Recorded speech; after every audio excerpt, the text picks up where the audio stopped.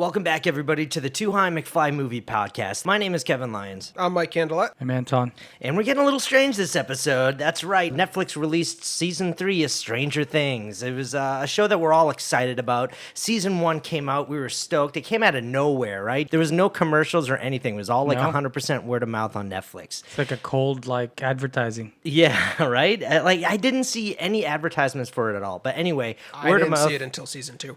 Oh, really? Yeah, Season 2, binging it with you guys was the first time I ever watched Stranger Things. Wait, but we didn't watch Season 1 when we binged Season 2. Exactly. I literally just went into Season 2, and then as soon as we were done watching it, and I woke up the next day because we binged it all night, I ended up watching the first season. He was in the Upside Down. Yeah. He had no idea what was going on. But anyway, yeah, so we were all really stoked for Season 3 because we love Season 1. Season 2 came out, and we actually all binged it together. We had the sleepover, and I think we were all a little bit let down. It definitely wasn't as good as Season 1, and there were some episodes we just didn't like. We didn't like a lot of the tone. Yeah, and we got the time-lapse video on there. If you watch it, you can see, slowly we start fading out before one the by season one. even ends. Yeah, so we were stoked for Season 3. That just opened up over the weekend. And guys, what did you guys love Season 3 or what? Season 3 was awesome. I fucking love it. Dude, it was so great. I think it's as good or maybe even better than the first one. They're both different tones, but we're going to get into that completely, and I know a lot of people are going to hate me for that, but I just really love this season. It's good. It got better than the first, I think. The first is always the original because we can't have this without the first. Yeah, of course, But it's still the writing. It's not like other shows that the writing gets bad the later the seasons. Yeah, that's right. It gets better. It gets a lot better. Definitely. It was just so engaging from beginning to end. The first couple of episodes start off a little bit slow, but not bad slow. You know what I mean? It was fun seeing where the characters are. It was a lot of setup, but it was good setup before it actually started getting a lot of the stuff started happening faster. It was an engaging slow rather than a sludging through slow. Yeah, let's get to the point. It was just we were just engaged the whole time. Yeah, but without that engaging slow. Yeah. Once episode 4 hits, it wouldn't make sense. It wouldn't make sense. I love you need it. Yeah, I love it when they set things up like that. When they take their time, like Back to the Future. The first almost half of that movie is setting up Marty McFly's story and then explaining his parents' background story. And there's so much of that exposition in the beginning, and then finally he goes back in time and he runs into his parents when they were kids. Just like, oh, that's what all that setup was for. You know, that's what I felt like this was. It was really good. So that was our non-spoiler part of our thoughts. We're going to hit the music, and then we're going to jump right into spoilers. You guys ready? Let's do it. Let's go back to the 80s.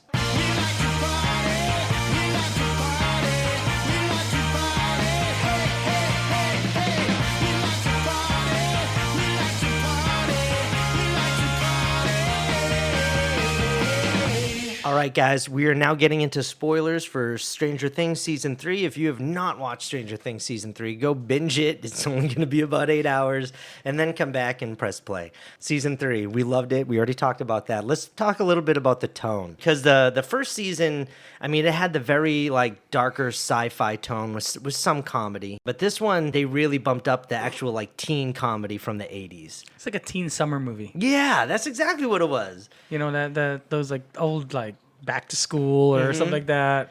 And I love that they're releasing the seasons as different parts of the year. You know, because they're trying to cover, everybody loves parts of the 80s, right? And you love, obviously your different seasons of the year. And I like that they're taking the different seasons and they're making that what each season is about. So, last season, Season 2, it was released on Halloween, right? Was it released on Halloween or the day before Halloween? It was released around there because there was the whole, trick-or-treating. There were all the Ghostbusters. And Yeah, but I think it was actually released on Halloween. I'm not sure.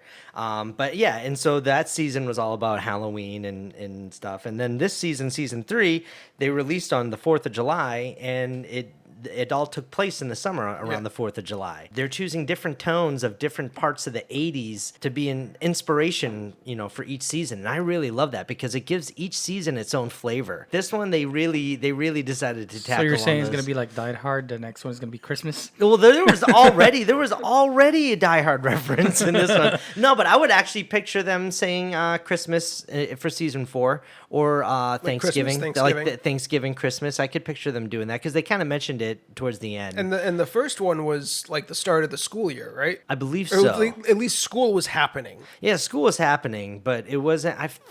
It felt fall. Actually, you know what? I have to rewatch it again because I have to think if it felt like a the different first season was like the dance, right? No, that was the homecoming. That was like the season 2. That's what season 2 ended on. Remember? Oh, that's what it is. Yeah. Yeah, so I really have to rewatch season 1 to really get a feeling of what time of year it was. But they were definitely in school at Yeah. that point. It opens up with the Russians doing an experiment with whatever technology they were using in the first season to open up the gate. 1984. 1984.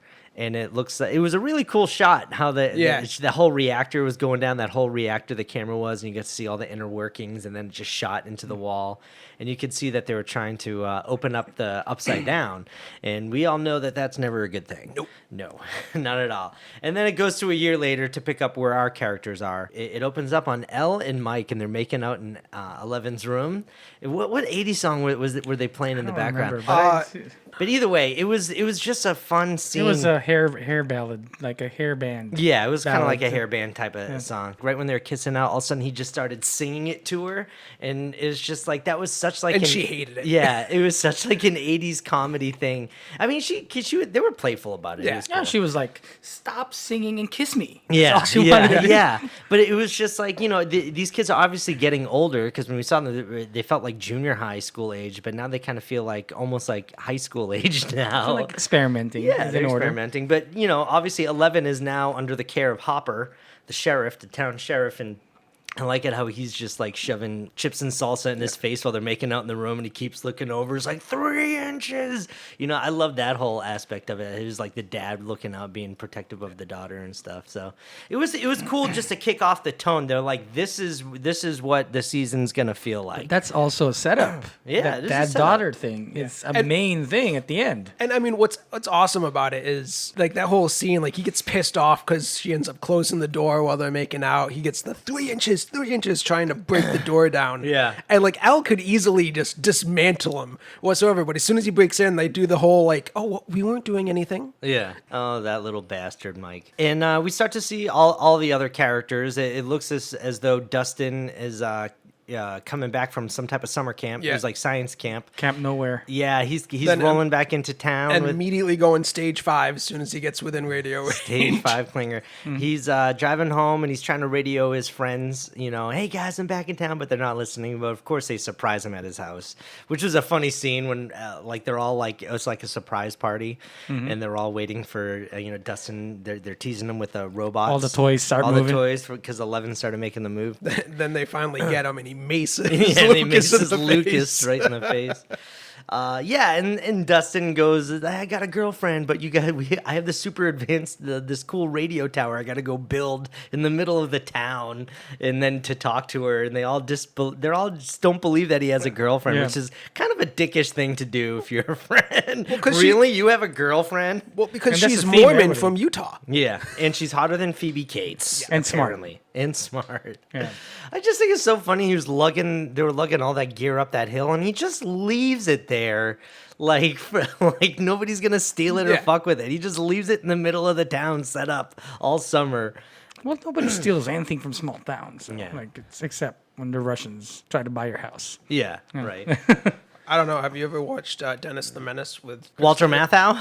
Christopher Lloyd? Yeah, yeah. But anyway, Small towns always leave their doors open. Yeah, that's right. Yeah, so they're waiting to, all night to get a good signal for him to reach his girlfriend, and all the friends are trailing off one by one. It's getting late, man, getting late. Curfew's at 4:00. Yeah, and as soon as they all leave, he started picking up that Russian transmission, and he's just like, holy shit, and he starts recording it, and that's setting him on his adventure, and that was like really cool. Yeah, And- but he felt left out because everybody is doing their own thing. That's the point. Lucas and Max are together basically, and then Elle and Mike obviously, and Will is just a creepy weirdo by himself. Just Again, wants to play D&D. why is he so boring? I want to know, why is Will so boring? We spent 2 seasons with these kids trying to save him like he was the most important character in the world. Yeah. And then when we finally actually get to have Will be Will, he fucking sucks. Yeah. No, dude, he is a spy. He is Will Tingle.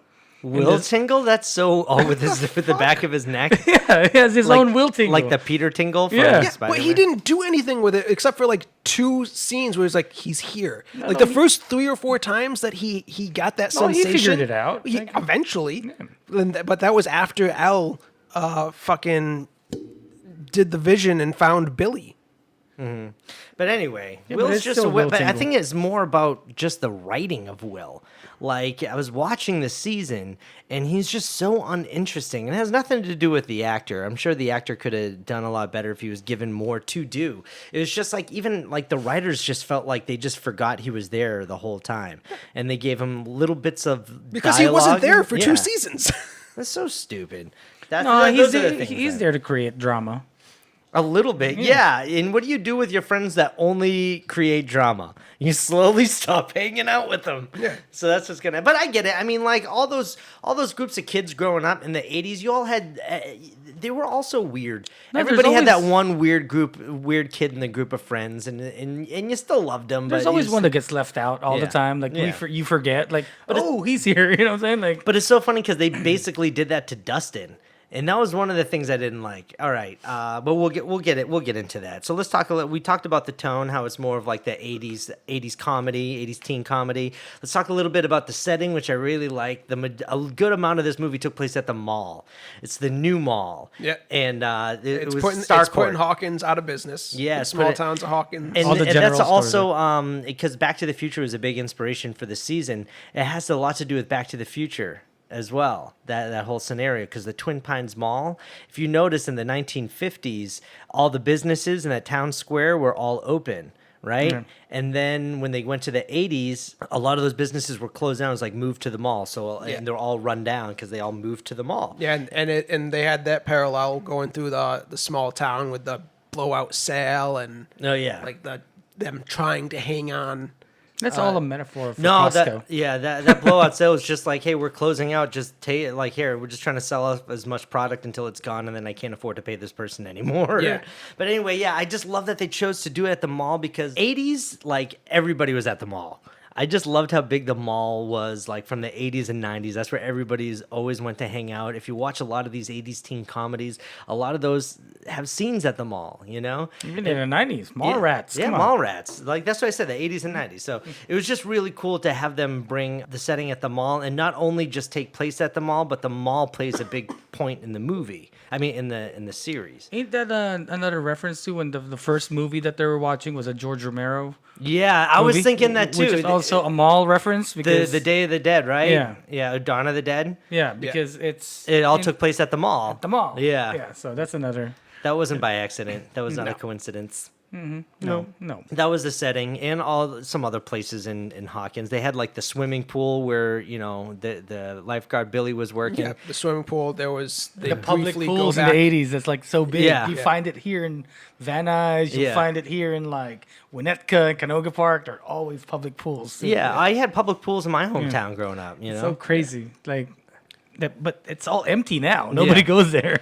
But at the pool is where we basically see a lot of like our main antagonist or our main villain, Billy, The who's douchey. brother from season 2, The Red Ranger. Yeah, the Red Ranger, and I actually like him a lot better this season. Last season he was just like he was just an asshole. Of course he was an asshole, but I mean I only watched season 2 once. Yeah, that was the thing. Yeah, I mean he was still an asshole, but what this season did really well is Made him part of the plot. they made him part of the plot, a bigger part of the plot, a more relevant part of the plot, and they also got into his backstory to explain why he's a dick now. Yeah, they gave him an arc. Yeah, which we didn't really get in season 2. He And just kind of came It's in. also kind of cool that like because we established he's an asshole. Yeah. And because we're talking spoilers, he is expendable. Yes. You know what I'm saying? Like so we won't have that much feelings when he's gone. Yeah. You know what I'm saying? So like that's gonna And by the way, he's a total representation of the Lost Boys.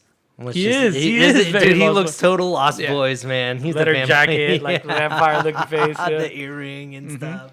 But he's like the town badass, and he's also the lifeguard, and he's hitting on Mike and Nancy's mom the whole time. the and hottest mom in there. But basically, when the Russians were experimenting with the key to open up the Upside Down, I guess they must have released something part of the they're calling him the Mind Flayer. Yeah. And he's that big like giant spider shadow monster thing, and now he's able to come in here, but he hates the daylight. No. Let's reiterate that this started all with a blackout, right? Yeah, the blackout. Blackout. Yeah, that was when they did the Yeah. So Oh, no, power wait. surge happened, Yes. and then the whole story starts coming in together. Yeah. That's right, and it showed like that shadow monster come into our world, and you see him at an old mill factory that's been closed down, and he's infecting the rats. Sucking off all the rats. and Yes, like that. he's like a smoke monster, and he goes inside these like animals, and then like he controls them. It's kind of like a pod people, you know what I mean? Like the body snatchers. They turn into the blob, then they Yeah. join in oh, like man, that Voltron. was so cool, dude. I love that because like eventually it leaked over to the people because he infects Billy, and now Billy is basically possessed by that thing, but it still has all of his memories from Billy, and he lets Billy do what he does, and when he gets all the people, they basically just melt down into a blob, and that brings in another level of like, do you remember the 80s The Blob with Kevin Dillon? Dude, that was a great Blob movie and a great 80s movie. But I love how they brought that type of horror monster, because in the first movie it was like it was like that man monster, but the face opened up like the Demogorgon with the face opening up. And the second one was the Mind Flayer, but he was like the bigger version in the Upside Down. He had taken over. He was the second one was the Mind Flayer, but the bigger physical villain or monster the was upside down version of him. Yeah. Well, the physical version was the Demodogs. Yeah. That's right. Because the Mind Flayer was right. still inside Will. So Will was the one that was kind of controlling the dogs. Oh, okay, gotcha. Yeah. And then it wasn't until the end where they got the Mind Flayer out of Will. Yes, that's right. And then he got stuck here in this world. But they right? never showed it. But that's basically the same thing as what this season was. The Mind Flayer of this season one was the same one from Will in season 2. But they showed it differently. Because in the first one, they showed it like he was controlling those dogs. And this one, he's just melting into a blob. And he's like putting himself into people. And he's like the body snatchers. And it was just so fucking cool and brilliant. Because it got triggered when the door opened. Yeah. And his entity got energy. Yeah, because what was it? The explanation was, if you remember in the Upside Down, the Mind Flayer is huge. He's like a 20-story monster. Yeah. And he infected Will with a part of himself. Yeah, that's right. So in the real world, only a part of the Mind Flayer was there. So when they got it out of Will, it was only a portion. It was trying to get bigger. And then when they closed the door, the Mind Flayer lost its control of the portion that was in the real world. Yeah. So then when the door opened up dormant. again... It became dormant. Yeah. Then when the world opened up again... It started manifesting. It was able to reanimate what was left of it. Got you. Yeah. Okay. Yeah. So complicated, but it makes sense. Yeah. Oh, man, I just love this season. But anyway, yeah, so now he's in Billy, and Billy's kind of like the human version of the Mind Flayer, and he's running around conspiring, getting people that... And he's fighting at first, too. Yeah. Like, because the Mike and Nancy's mom ends up going in there, and like he's staring at it, and you see that flashback of like him turning around and just wailing her, slamming her head against there. But then all of a sudden it snaps back to reality. We see that he didn't actually do it. He's just telling her to get out. Yeah, like, he's trying to fight it. Yeah. And he told her. And now, I mean, because that's already starting to bring in good redemption for him from last season. Because last season he was just a dick with zero, like nobody liked him. But now you kind of see his pain a little bit, and you can see maybe he's not a bad guy, but he's just like, he just had a fucked up life, and we get to see that. We'll get into that later. But and so that's what takes place basically at the pool and the mill, and that's introducing our bad guy for the season. All right, and then what I really liked what this season did was that it split everybody up, right? All of our main players, they were teamed up into different groups, and the whole season they were off on their own little adventures that all tie into this, and then they all end up meeting at the end, and that's what was Wasn't that like in season 1 and season 2 too, but they're smaller groups? No, season 1 it was always the kids and the adults. And the adults. In season 2 there's like the semi-adults, the kids, and the real adults. I gotta say, man, Right? I gotta rewatch season 2. I can't even tell you because that's how much I didn't like season 2. So season 1 was basically the kids and The sheriff. Will's mom. Yeah. Yeah. And it wasn't until they started getting like the messages and the Demogorgon started really showing up that everyone started to Coming team together. up against this one thing. In season 2, Elle wasn't around. in season 2, Elle was around, but she was kind of secluded at Hopper's house because he found her, Yeah. brought her in, was taking care of her. Yeah. And it was the Mostly the main protecting guys, Will. like figuring out like something's wrong with Will. Something's Yeah. wrong with Will. We had Bob and what was it? Joyce. Winona. We're Bob. kind of together a little bit. Bob was awesome. Who was never seen in the mall this Never season. seen in the mall. And we all know why. Yep. She's a little shoplifter. I don't think anybody would get that reference. Winona was looking good this season. I love her, by the way. She's But we're good. getting into the group. So, yeah. I mean, they did have a little bit of separation in season 2, Yeah. but it wasn't like, But it that's wasn't the as Stranger- good as this. You know, Yeah, it but that has wasn't. been the Stranger Things formula. Yeah. Where Yeah. they break apart and then they come back at the end. Not as much as this. I Yeah. mean, like they had This they found, did it well. They were in and out of each other for like the first couple of seasons. I mean, the first 2 seasons, it was pretty much always the members of the core group. Yeah. Mike, Lucas, Dustin, Will. When he came back, Hmm. it was that core group. In this season, the core group got split up. Yeah. And that's what I thought was really brilliant because they were almost split up right at the beginning. And they were all in there. It actually kind of felt like this season only took place over like a couple of days. So you're saying we're going to our favorite group? We're going to some of our, we're going to talk about the different groups. So Yeah. our first section of groups, we got Mike, 11, Max, Lucas, and Will, who were eventually brought back in Nancy and Jonathan. They eventually joined back up with them, but we'll talk about that. And then even that group at one point split up, and it A was little just the bit. boys and the girls going off. And Well, figuring everything out. when the whole adventure started, when everybody figured out what's going on and it really started kicking up, like these were the groups Yeah. basically. See, this is what I like about this freaking show, though.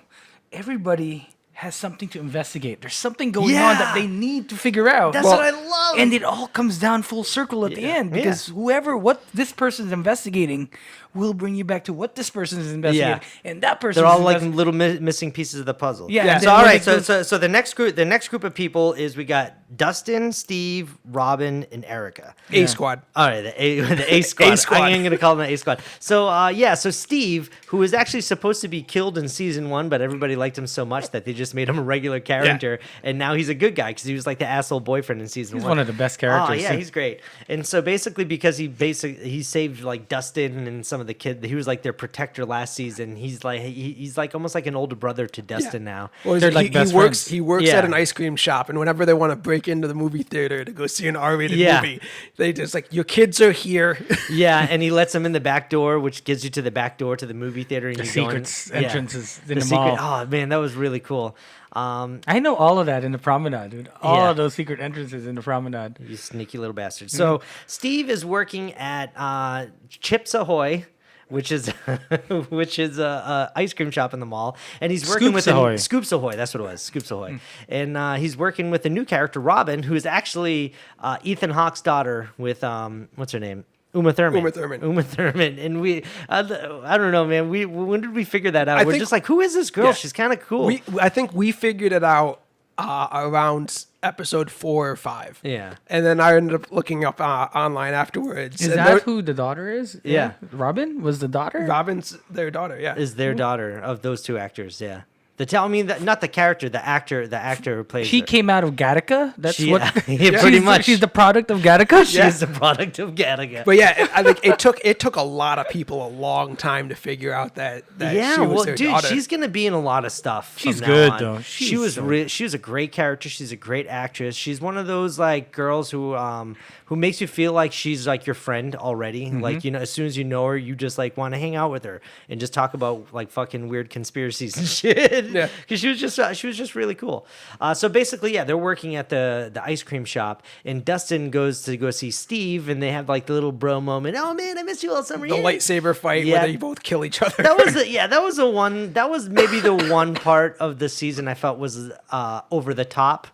I like it. I still like it, but it's just like it kind of pulled me out of it. I'm like, oh man, he's so different from season 1. It's not even funny, but I still liked it. So basically, their whole thing is Dustin is showing Steve the recording of the Russian voice that he intercepted on his little radio tower, and they're trying to break the code. They realize it's a code. They're really bad at being spies. Yeah, because there's a whole.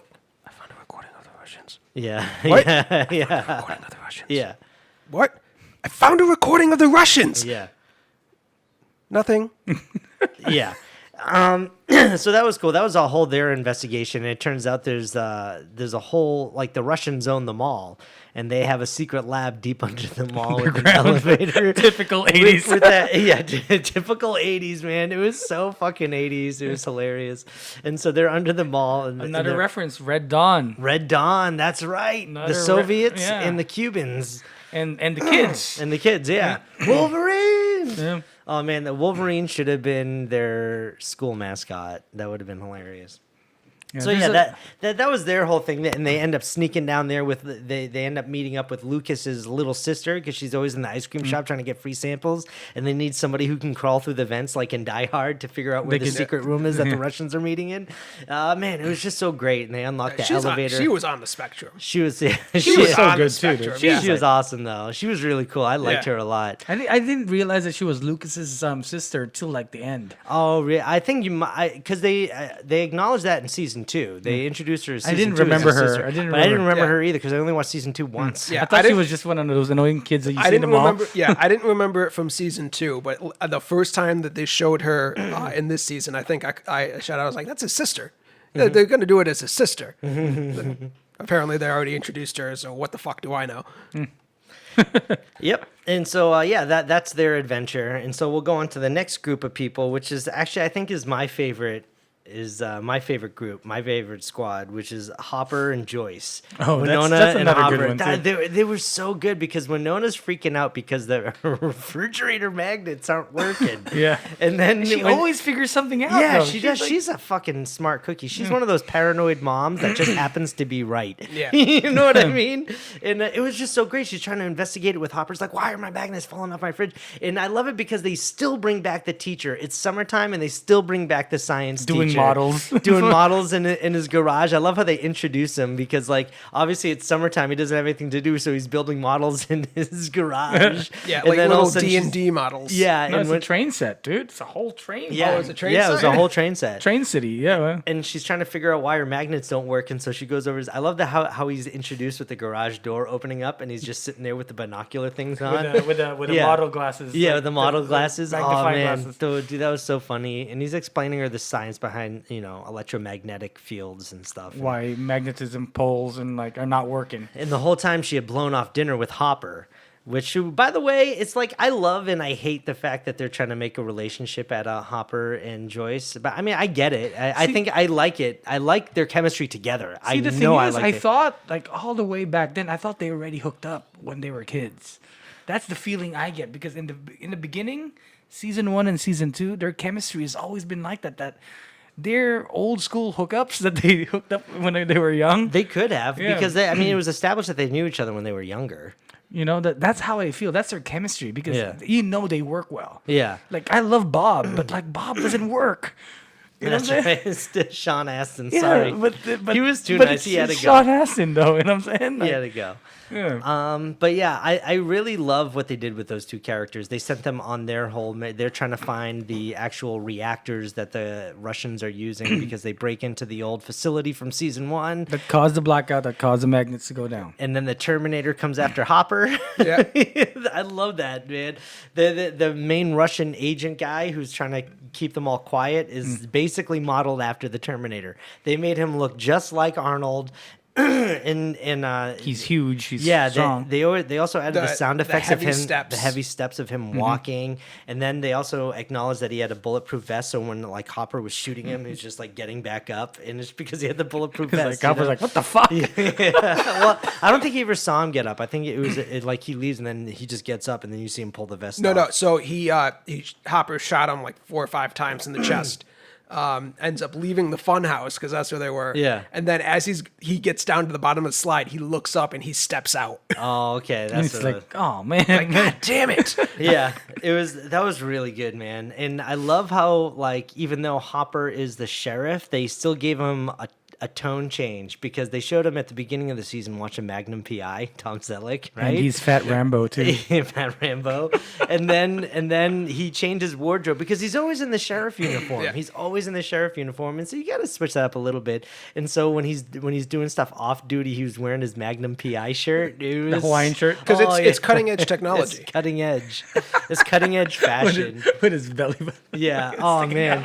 I just loved his sense of humor. I mean, he was a lot more funnier in this. I mean, he's been funny both seasons, but this one he was a lot. Always funnier. been good though. But he he's was. good. But he wasn't trying to be funny. It's like those straight Indiana man. those Indiana Jones moments. You remember when Indiana Jones? I mean, he's a straight character, but as soon as he's in like those crazy situations where all the Nazis are coming out, he's a little bit funny with the way he reacts. He's like always like screaming, and it's just like it was that type of level of. He is actually humor. one of the best characters because he's the reluctant hero. Yeah, that's what I love He about doesn't. him. He's not a hero. He's a douchebag. He doesn't want to be, but he's just like. But you trust him. You know where he stands, and you can like put your hat on. Yeah. You can hang your hat on him and just be like, all right, get us through the day. Yeah, because he's a corrupt cop. He's an alcoholic. Yeah. Like the restaurant scene is like you can't take the wine out. I can do whatever I want. I'm the chief of police. Yeah. That was a total Jaws moment, by the way. You You know what I'm remember saying? that moment from Jaws, right? No. Good You thing you remember? reminded me. Yeah, you remember when in the original Jaws movie when after he gets slapped in the face because she's like, there was a girl who died here last week. You knew about it. And so anyway, they realize that they go cut the shark open. And so he's sitting down at dinner and he's drinking. And then Richard Dreyfuss comes over. He's like, we got to go cut up the shark. And his wife's like, you can do that? While he's holding the ball of wine. He's like, I can do anything I want. I'm the chief of police. Dude, they stole a lot of lines from great movies from the 70s and 80s. I don't think they stole. They paid homage to a lot. No, of they them. it was line for line, and they did the same thing to Die Hard too. Did you notice that one? You know, Well, you that's can't- the whole you can't- point, though. If you don't tell me what I need to know, I'm going to shoot you. You won't shoot me. Why not? Because you're a policeman. Policemen have rules. Well, that's the whole point. I because know, for I you know, to- I know, but I still love it. But it's more obvious now than it has been before another season. Especially if you're a geek like you. Come on. Like Yeah, everybody. I knew everything. I'm like, oh my god, they stole that from Die Hard. Oh my god, they stole that from Indiana Jones and the Temple of Doom. Yeah. They stole that from Terminator. So anyway, yeah. So Hopper and Joyce, they're trying to figure out why Joyce's magnets aren't sticking to her fridge. So they go investigate the old place. They get beat up by the Terminator, and it sends them on this. All right, now they're going full investigation because Hopper got his ass kicked. Now he wants to know why. It's funny. That's his motivation. Yeah. Why they got beat But up. right before that, we figure out why Hopper is kind of going along with Joyce. And Joyce is freaking out, like they're back, like the doctors are back. They try to go to the old facility and like that. And Hopper is just kind of like, all right, fine, fucking, I'll go along with you, like not believing her at all. Then it finally gets to that point, and it's like, do you really think that I wouldn't make you feel safe? Yeah. I've been keeping an eye on this. Yeah. I want you to stay here because they're thinking about moving. Yeah. He knows Oh, that they're yeah, he's thinking a about freaking moving. stalker. They're trying to sell the place, and he doesn't want her to move because he loves her. He has a crush on her, and he's like, I am making sure that this town is safe so that you will stay. Yeah. That was a really good moment too. He I always like that. has good moments, dude. All his moments. So basically, they're running around looking for the Russian stuff, and they ended up finding a house, like an abandoned house on the Hess farm, I think. Yeah. No, you got to go to the mayor Yeah, first. after kicking the shit out of the mayor. Yeah, they with fi- Carrie Ells. they find out that the Russians bought up a huge plot of land with like 4 or 5 abandoned farms. Yeah. So they start checking out all of the abandoned farms. And I think the whole point of the abandoned farms because they were trying to steal energy from Hawkins. Or they were something trying like to that. steal energy from the power plant without being noticed. Yes, that's basically that's what it was, and I love it because Hopper just beats the shit out of him. I love it when he's just like, I'm gonna ask you this one time, and then I'm gonna beat the fucking piss out of you until you tell me. Yeah. That's what I love about Hopper, and he does it every time. He's He beats up the mayor, yeah, dude. he's and when he beat up the mayor, and the secretary's like, oh my god, and she's like, oh, I got a call, and she goes to go pick up the phone, and Winona Ryder just yanks the phone card out of the wall. What are you gonna do? Call the cops? Because like he is a cop. And I love it how she just had his back. She's like, I want my magnets to work again. It's all about the magnets. It's all about the magnets, baby. And so they break into this house that the Russians were buying, and they find a scientist in the basement, in this hidden room in the basement, and they take him, and then the Terminator shows up, and they have the whole big shootout, which is so cool, man. It was so Terminator. Yeah. This is episode 4 where it all starts this going is when crazy. it starts getting crazy. Yeah, Non-stop. and they get the scientist, the Russian scientist who doesn't he doesn't speak English, and they're basically their truck got shot out escaping from the Terminator, and they're walking around through the woods because now they're going back to a great new character from season 2 that got overlooked was the conspiracy theorist Murray. The guy used to be a journalist, I guess, and he was full-blown conspiracy theorist, and he's such a great addition to the show. Yeah, but he knew about the Russians way back in season 2. Yeah, he did. It was his conspiracy theory that's coming through. That's why he's like all into it. You know? He's so great with Murray and the Russian scientists and them at his apartment. I liked it because, I mean, it's so easy to get people in on the show with the 80s kids running around on their bikes doing 80s things. And then you have this story that's not totally 80s at all. I mean, other than the dress and stuff, the way that they're dressed. But it's just like the whole situation with Joyce Hopper, the Russian scientist, and this conspiracy theorist. I'm like, it's just such great moments and great scenes that didn't necessarily are pandering to our nostalgia. My favorite when he was looking for whiskey. Yeah, that's what I would do. You I know got what vodka. We got our second best bromance of the entire series with Alexis and Murray. Yeah, or Alexi and Murray. But I think my favorite moment out of all that situation is when they're trying to get the scientist Alexi to talk, and so he's basically like, "Oh, I have information you need. I want this, and Hopper just comes back bullshit. He's like, "I just got you Burger King and a strawberry Slurpee, and which, by the way, was nowhere near the Burger King." And he's just like, "Oh," he says he doesn't like strawberry. It's the same. Now tell me that he's like, "No, it's not. It's the same." I love that whole thing, and then he's just he's such an angry man. Yeah, he says he wants cherry, and then he just snaps,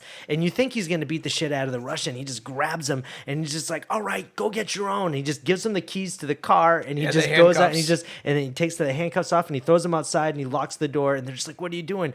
Just wait. And this is like one of my favorite moments of the whole season because you don't know if he's gonna actually run away or if Hopper's plan is gonna work. He's like, he's gonna come back because the only reason he's still with us, he didn't run away in the woods, is because they're gonna try and kill him. So we are his best chance. Well, so you know, he's gonna come back. There's not gonna be a scratch on him with a new sense of humility. Yeah. You know, it was he's so great. more scared of them than he is of us. Yeah. Oh man, that was such a great Hopper. scene. He's starting the car. Yeah. I think he's starting the car. He's starting the car. He's driving, and then they open up the door, and he's just stopped.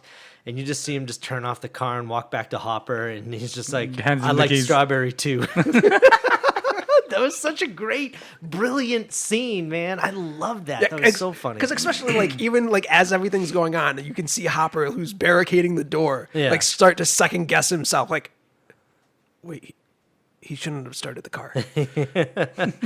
Yeah, no. But he trusted himself. No. Yeah. But like there was that self-doubt. Like he was still like sure that this was going to happen, but at the same time he was like, did I make the right thing? I made the right choice. No, this is how it did it. Yeah. So anyway, that's the whole setup of those group of characters, and they were fun to watch all season. So the next group is actually Nancy and Jonathan, the worst couple in the world. I really don't like these two characters. I kind of gave them. I kind of defended them in season 1. And I just don't like her. Yeah, I don't like her, and I don't like Jonathan. And it's so funny. Somebody pointed this out is that they're dating in real life, and they have awful chemistry on camera together. Like I don't like them together at all. They're so annoying. Not everyone can be Krasinski and Blunt. That's right.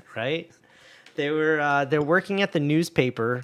And the one good thing about the storyline is that we get Gary Busey's son. I haven't seen him in movies for a while, and I'm like glad to know that he's okay. Last time I saw him when Agostino's stand-up, when he like just stole the room. Oh, he was there? That one time that we went to like Comedy Store or the Laugh Factory. That was not Jake Busey. That was what was his name? With the T. No, it was a blonde guy. He had a show for a while. Well, we'll get back to it. I'll tell somebody else's son too, right? It's not Stranger Things. It's not. It's not. No, it's not Stranger Things. But anyway, yeah. So Gary Busey's son. I'm always gonna call him Gary Busey's son. He's working at the newspaper, and Nancy's fucking Nancy Drew. They keep calling her Nancy Drew. She's an 80s. She is the temp working there, or what do they call them? They were interns. The interns there, and Jonathan is doing. He's the photographer, and like there were so many scenes where she would burst in to go talk to Jonathan about something. She always burst on when he The was like, Lightroom? yeah, in the Lightroom. He's like, Nancy, the light, please. Every single Dark time. room, I mean, yeah, not the the dark light. room. It was just so obnoxious, like. It was just so repetitive and so like I just couldn't stand these two, and like her face just irks me, and so does his face. He looks like a live action version of like the Gorillaz animations from their music videos. And I don't get the way she's trying to investigate stuff, like, yeah, she's right. The problem is the way she's going about it and explaining Yeah. is the worst way to explain Because it. she's not a reporter. She wants to be. Yeah. She clearly wants to be. She's, know what I'm she's saying? begging for a story, but she just has no idea how to actually be a reporter and get sources and follow up on those sources. She's just going headlong because and Jonathan pointed this out to her, like, you're used to being handed everything. You're not used to working for it and having to go through shit to get it. You expect to just go in there and in 2 months be on the fucking byline.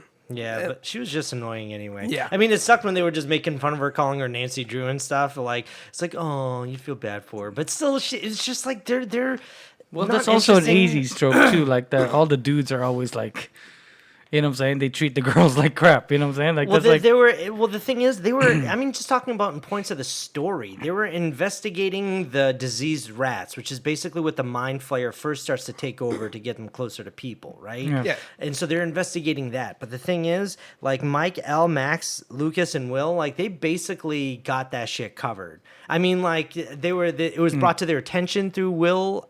Through Jonathan and Nancy, basically. Yeah, but they were able to confirm it. They were able to. They were the main ones that were fighting it. You know. no. It's What just brought like- their attention was It was the rats. no. No. yeah. When Spin the Max, bottle. yeah, when Spin Max the bottle. and Yeah. Al Oh, were, that's right. were fucking around, and then they saw Billy. So it was just pointless for Nancy and Jonathan. Yeah, they were fucking around. They saw didn't- Billy doing something weird with a girl. They It's like killed. he always does something weird with girls. Yeah, Yeah. because then that brought them to Finding the lifeguard, Heather. Yeah. Heather's house, which then we got how.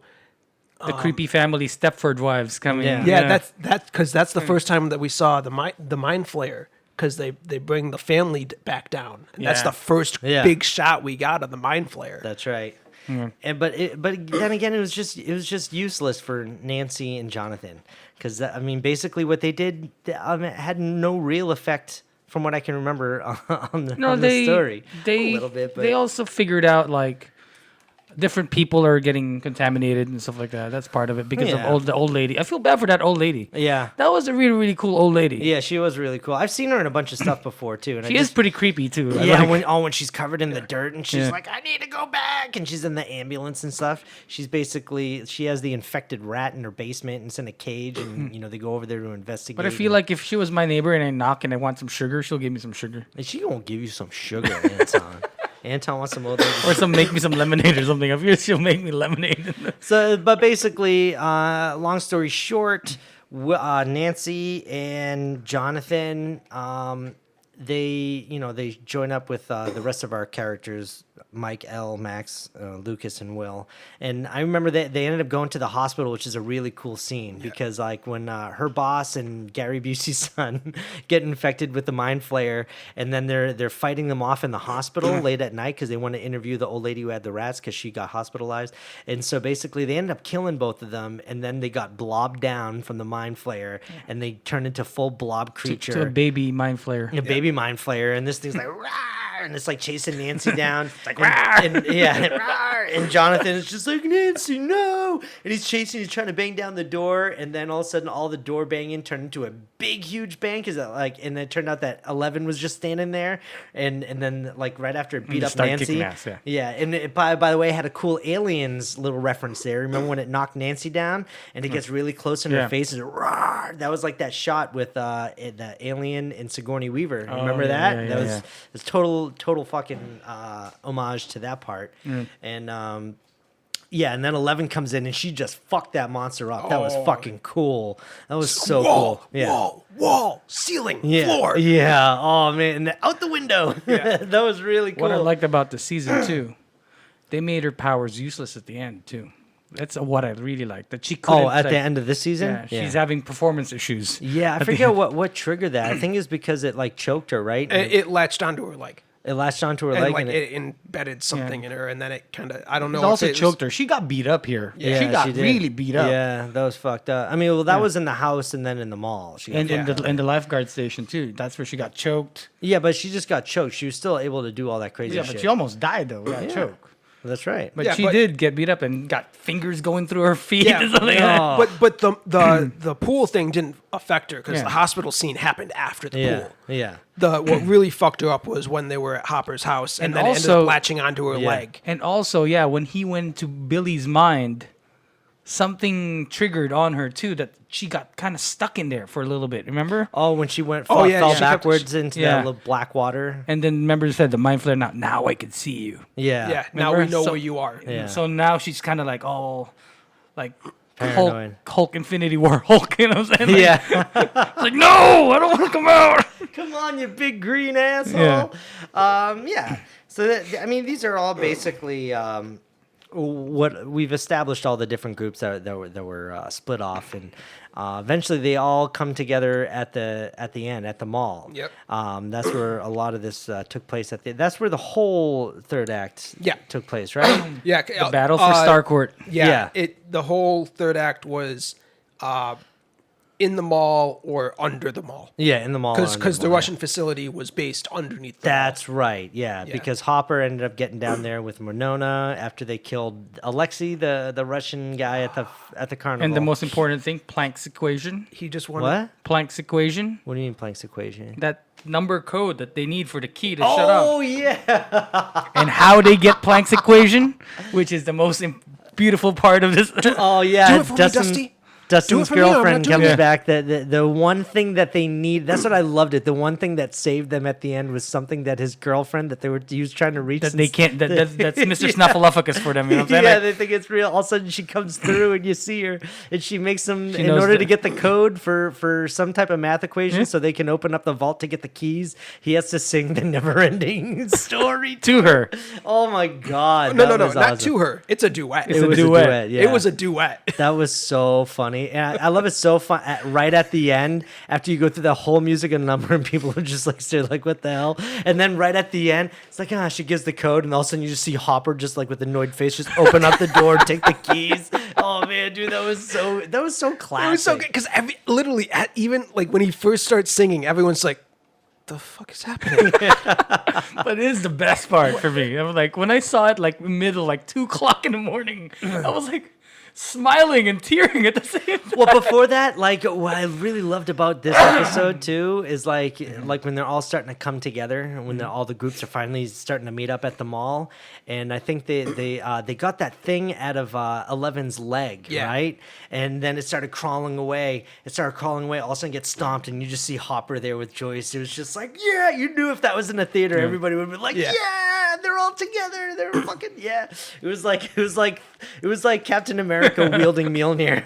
That's what that moment was like to me when Hopper came stepping up. It was so cool. And then Dustin grew some balls. Yeah, man. Dustin wanted to go down because he needed to guide him through the Russian facility. He was like, "All right, fine. If you don't want me to go there, you can go around there and you can fucking die. I don't give a shit." It's like, "But you need us, so you can do it yourself." So great, man. I just loved all of that. And so basically their plan is that the Russians underneath this mall were trying to open up the gate to the Upside Down. And they said that machine was like a key, and their plan was to turn it off, but the Russian scientist was just like, I mean, they can just turn it back on. You have to blow up the key. You have to have it do a chain reaction. Yeah. So that it will implode, not thing, you know, like. And they said, don't be standing next to it, or else you'll be vaporized, you know. And of course, the final battle is like with them and the Flayed upstairs, and then them and Hopper and Joyce downstairs in the big laboratory. Billy with all 11 and the Flayer, the Flayer monster. I'm Yeah. not sure it's the Mind Flayer because the Mind Flayer is inside. Yeah. So the big monster, the big bad monster, then Billy, then L. Yeah. The climax. It was the mini flare. The mini mini flare. flare. And it was cool because like we were saying, Billy had his his old Darth Vader moment. His Darth Vader Because he was moment? under control the whole time by the Mind Flayer. And we've had the hints, I think when they were trying to test him, by locking him in the sauna, you could see him, you could finally saw really him. He's making me do really bad things. I don't want to do. I'm not a bad person. Okay. I'm not a bad person. Yeah, and so he was doing that, and he was telling us like, "I'm so sorry." You got to see that in his face, that the remorse of what he's been doing. Yeah. And But before that, what triggered that was when Elle was going through his mind. She saw his Mom. childhood, Yeah. his mom, and everything like that. And she started saying, Everybody- I saw her. Like, I saw you on the beach. She was wearing With her. this, and she was this, and she was beautiful. And that's what got him to snap out of it. Yeah, because he was abused by his dad too, Yeah. so that's why he's a douchebag. yeah, he's a douche. He's a big douchebag. And so But your basically, mom he always had brings that- you back to the light. Yeah. He had this moment where the Mind Flayer was gonna kill Elle, and he just jumped in front of it and he just stopped it. He's like, no, and it's like, oh, he is a good guy, and then it just kills him, and we're like, no, because he's finally a good guy, but he had his moment, like he over, Nobody would really think. Everybody's so like, dude, that's Max's brother, and Max is just like, what was she feeling? Like everybody wants to kill her brother. It's a stepbrother. Yeah, but like still, But you know still, what I'm saying? yeah, Like yeah. that's your family. You know what Yeah. I'm saying? Like Yeah. Oh, no, she was, she was right there watching the entire thing. I know. It's like Sheena, I know there's something good in you. She was like doing that Yeah. too. But like, because even when they locked him in the sauna, like you could see, like she didn't want to do that to him, but she also at the same time knew that it was something Yeah. that they needed to prove first. She was in on it. She knew. I mean, because and she was a douchebag. He was a douchebag. Yeah. To her too. So like, she's like, and she experienced everything from last season too. So she understands that there's like supernatural shit. she's like, I don't want to go into his room. I feel also it's wrong just to go inside. Like looking at the Playboys and stuff like that, and like, yeah. So basically, what we're starting to figure out is that after that attack, it seems like Elle had lost her powers. Like she wasn't capable of doing her powers.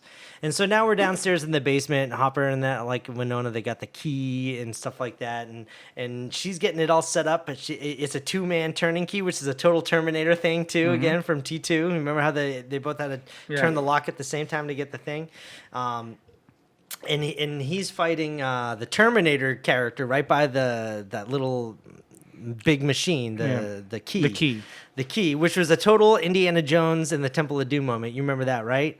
Do you remember in Indiana Jones and the Temple of Doom when they're in the mine underneath the cave where all the kids were working? Mm-hmm. Do you remember it was Indiana Jones and that big guy on the conveyor belt, and they were just fighting? Oh, yeah. And then it was they were getting closer to that That was rock my least crusher. favorite. Yeah, I know, but they were getting closer to that Yeah. rock crusher, and Indiana Jones is about to go on, and then all Then of a he sudden, ends up like sticking his foot in there or something. No. He because he was being Indiana Jones is being voodooed. There was the voodoo doll, and the kid was stabbing it, and so he's like, oh! All of a sudden, when Short Round knocked out that kid, he's like, oh! He had that moment where he stood up and he just beat the guy up and he threw him into the rock crusher. It was the exact same thing in here, like moment beat for beat. Like Hopper was about to get chewed up in there, and then I forget what happened, but he had the upper hand on the Terminator guy, and he just threw him in there, and then that's when Joyce she had to blow up the thing, and then Hopper was standing right next to it, so it's like, hey, Hopper's gonna die if you turn this off. He's like, do it.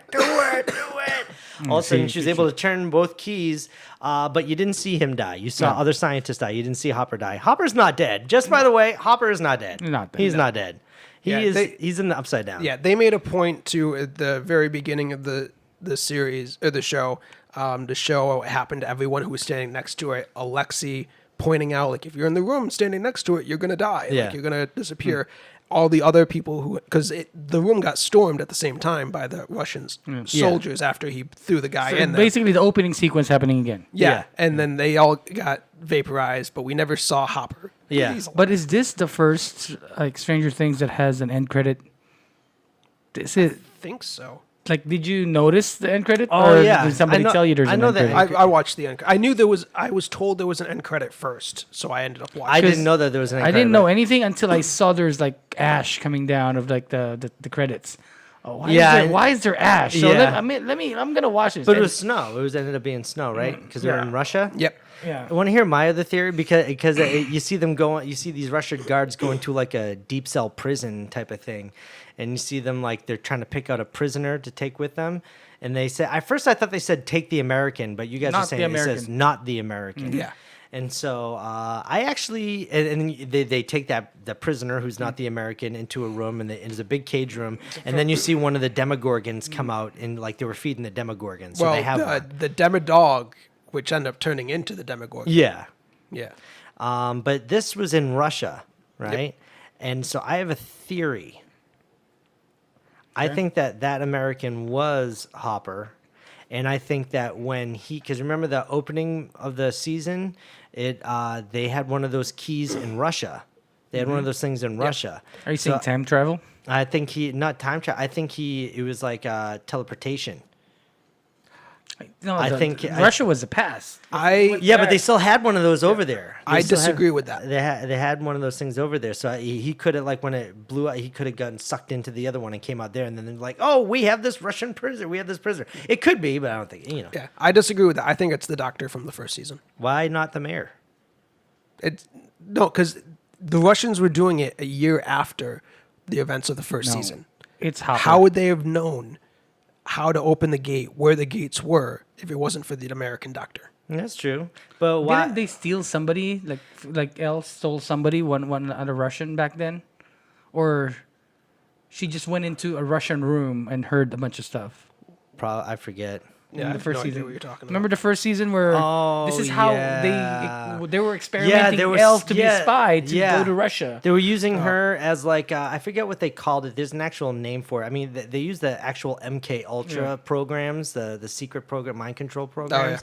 And there was something else I forget what they call it, where what Elle was actually doing. You know, when she goes into that dark room, she puts the blindfold on. All of a sudden, she's in the water. They call that. What do they call that?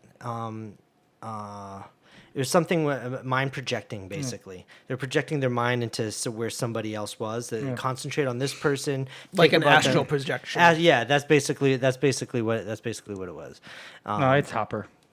And I actually like that. Like, did you guys notice that in the earlier in the season, how they showed what that actually is? Basically, do you remember when Hopper was walking through the woods with Winona and the doctor and the scientist? All of a sudden, they're walking through the woods, and Hopper's just like looking around, and it slowly morphed into like that black room with the water, and you saw that there was Elle looking for him. Yeah. And so that's basically the astral projection. They're not into like another dimension. She's just literally going to where they are, but it just she can only see them, and that's why everything's black and there's like water on the ground. I don't know. That was a cool effect, though. It was a cool effect when When they were in the Elsa- woods, I thought they were disappearing. Like, what? Oh, yeah. She's like, So you think the American is the doctor? You think it's Matthew Modine from season 1? If that's who it was. in No. season This is the one. big '80s guy. Yeah. Who do you think the American is? it's Hopper. You think it's Hopper? It's Hopper. It has to be Hopper. I think, you know what? I really do think it's. I'm more in line with what Mike's saying.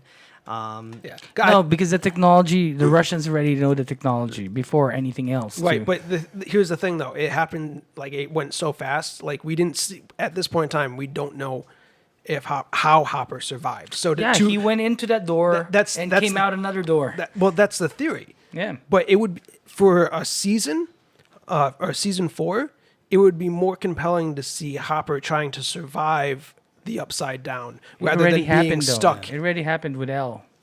Remember, it already happened with Elle. Yeah, but if he is, what are they gonna do? What are they gonna do? They're gonna go fly over to Russia and break out Hopper? Yeah, exactly. So if Hopper is in the Upside Down for season 4, now they have to make the choice to open up the gate to get him out. There's always going to be a lot of predictions about what's going on with Hopper. I feel like we're going to get a lot of that going into season 4, where Hopper is. Did he die? I mean, he so obviously didn't die. I think no matter what you think, everybody's in agreement that Hopper is not Yeah, dead. he can't die. You can't kill the sheriff. Yeah.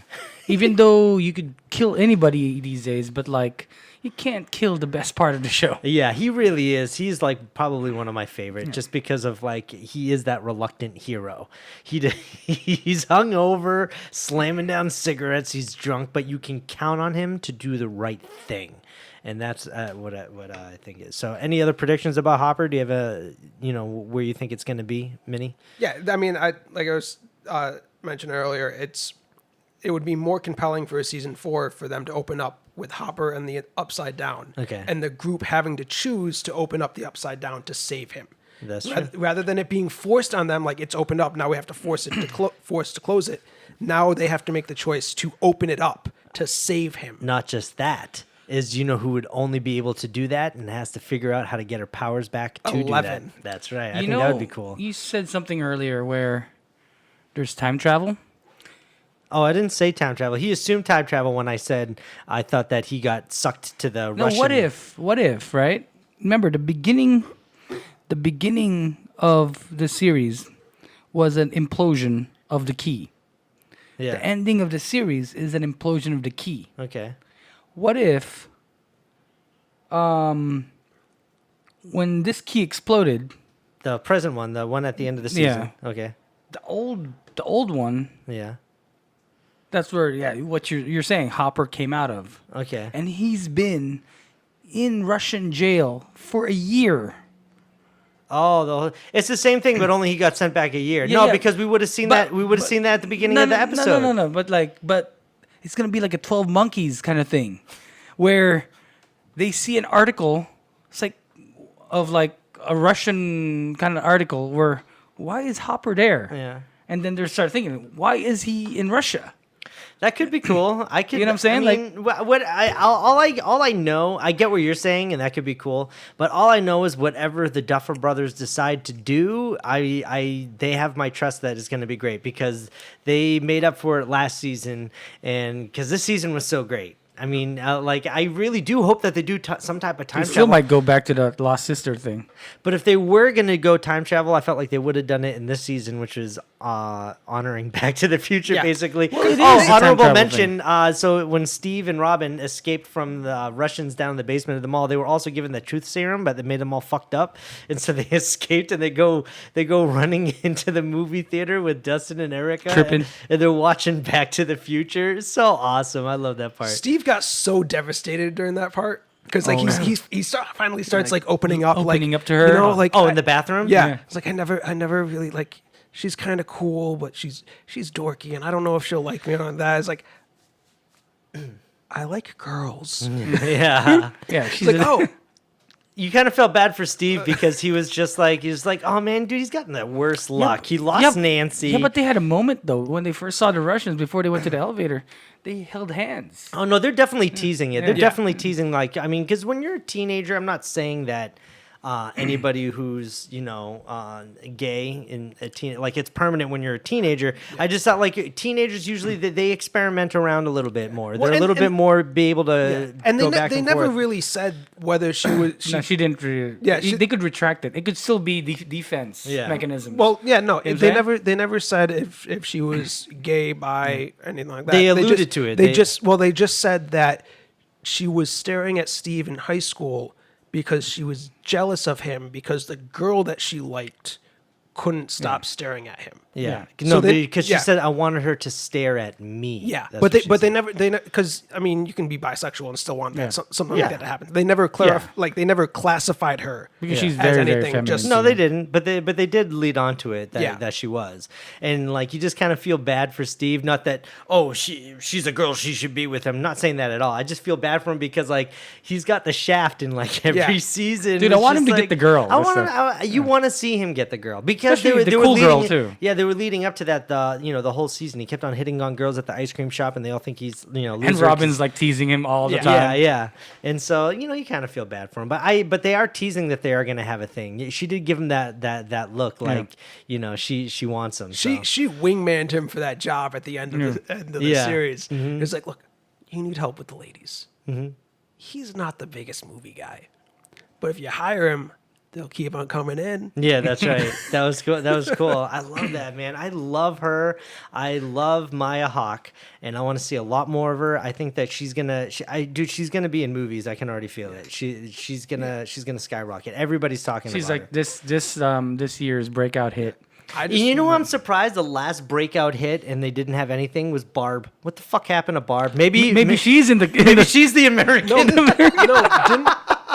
No, they showed her dead. Yeah, They showed her dead. Didn't they show? Yeah, at didn't the she end of the die season, in the Upside Down? Yeah, you saw. I think you saw her dead in the Upside Down. Yeah. Yeah, but that would be awesome if But Barb's still, in there. but still, like everybody made this thing out of Barb. Remember how she was like, everybody's like, "What happened to Barb?" And you just thought that actress was just gonna blow up. Barb's And the you haven't MacGuffin, seen her though. or anything. Yeah. You haven't. I'm talking about the actress. You haven't seen her in anything. But I think Maya Hawke. Well, is because gonna- 11 was the breakout star. Yeah, and, she really was. she really just was. trumped everything. Dude, But, she's amazing. No, but the thing, she is amazing. But I'm talking about. Do you remember when everybody was talking about Barb? Like it went viral. Like nobody cares about Barb. She just went missing. Nobody cares, and it's just you can't believe that she hasn't been in a whole bunch. She might have been. Maybe I'm just not watching it. But anyway, I think it's time to start wrapping up our Stranger Things talk. What do you guys think?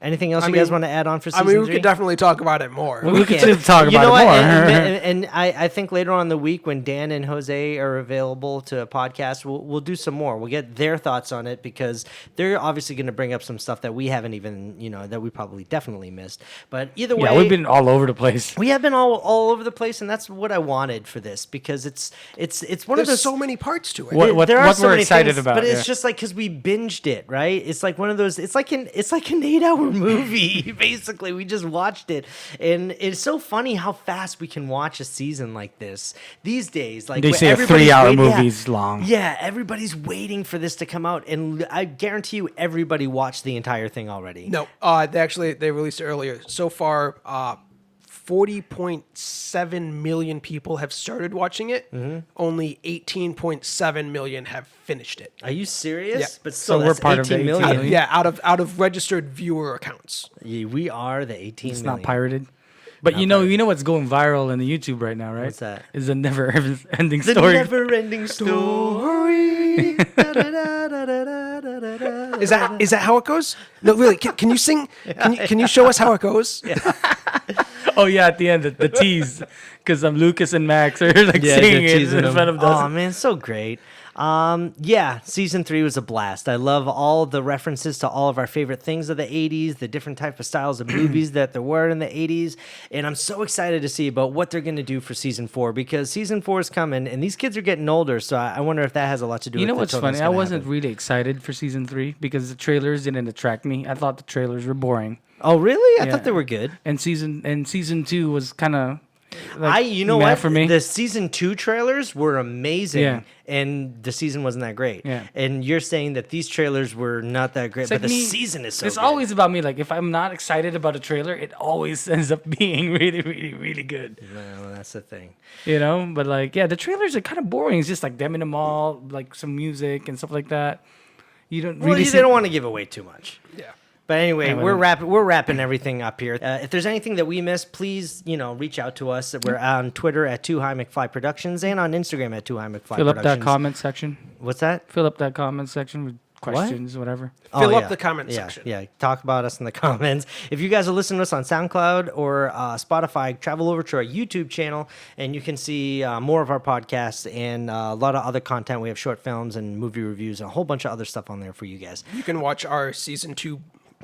We time did lapse. Yeah, we did a time lapse on when we binged season 2, and you can slowly see everybody die. We're all wearing onesies. It's amazing. But anyway, thank you guys for listening. My name is Kevin Lyons, I'm Mike Candelet. Anton. and we'll see you guys in the Upside Down. We like